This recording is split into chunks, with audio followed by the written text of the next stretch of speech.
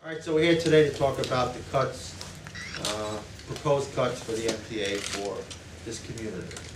And it's going to have a major impact on Woodhaven, Richmond Hill, because all of the cuts are going to affect the people around here. So that's why we're here today.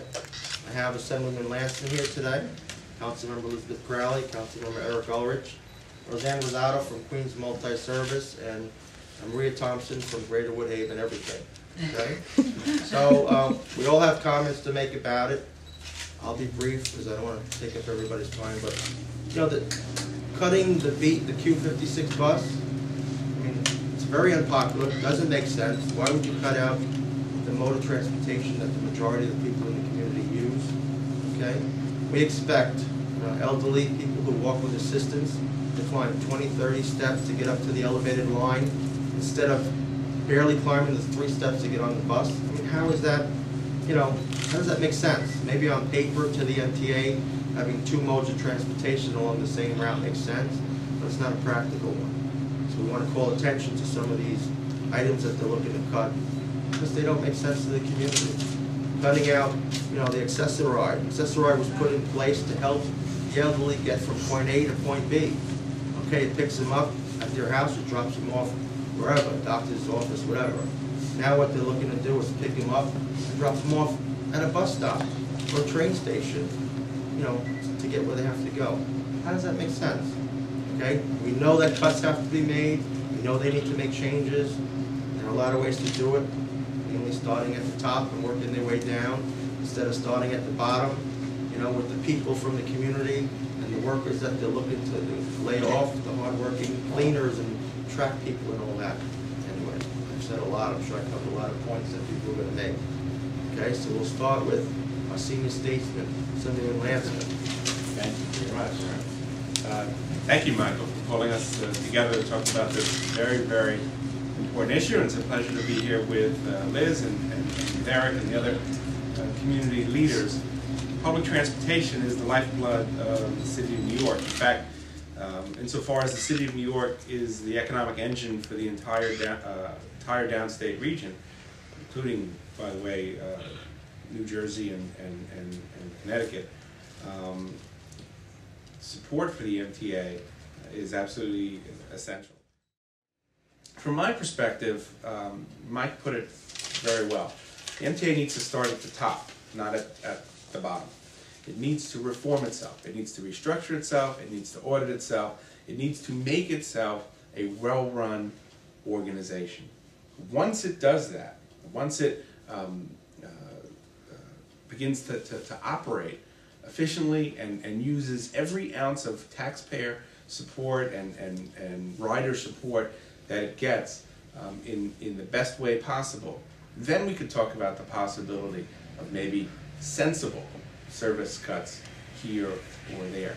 But to lead off with the notion that accessoride users will be taken to a handicap accessible subway station and dropped off and left to their own devices is very insensitive to the needs of the people that we represent.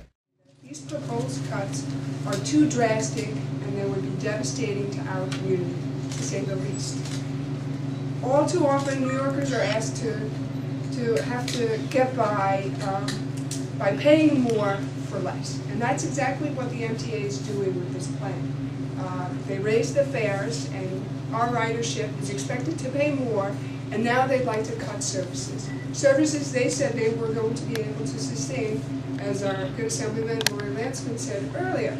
I think that when you look at our area, our communities of New York City, and the service that other communities in New York City receive from the MTA, we are underserved. And we cannot bear the burden of more service cuts, especially not on Jamaica Avenue. And our kids cannot be hitchhiking on Jamaica Avenue or Woodhaven Boulevard just to save $10 a day, and that's what might cost our kids.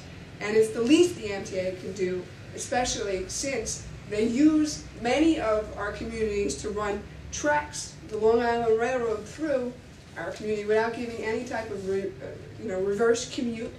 I think for far too long they've used Queens as a doormat to to Manhattan. And we look at big projects in Manhattan, especially the 2nd Avenue subway line, which is going to cost billions of dollars. And we say, why us? This is not fair, this is not acceptable, and we will not stand for that.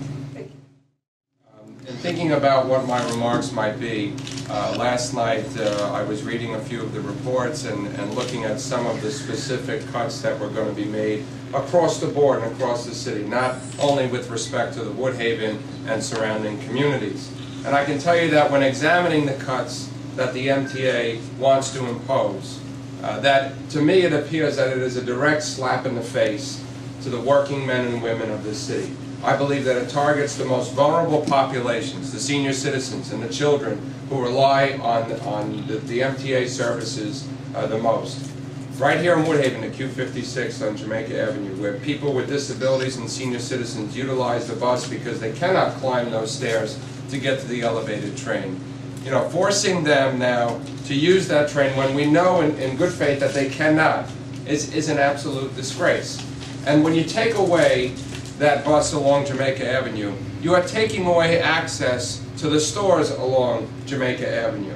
And Jamaica Avenue is the main street, is the main economic engine for this community. And when Jamaica Avenue fails, the entire community fails. When the MTA walks away from Jamaica Avenue and walks away from this community, they are shutting its doors, they are slapping our faces, and they are telling us that we do not care about Woodhaven, we do not care about small businesses, and we do not care about the economic prosperity of your community. And that, to me, is the biggest disgrace. And so I'm happy today to join my colleagues in government in voicing our opposition and in fighting the MTA cuts, because it affects everybody. It affects our children, it affects our senior citizens, it affects our small businesses, it affects Queens, but it affects every hardworking man and woman of this city. And we have to fight for them because that's what we were elected to do. Thank you very much.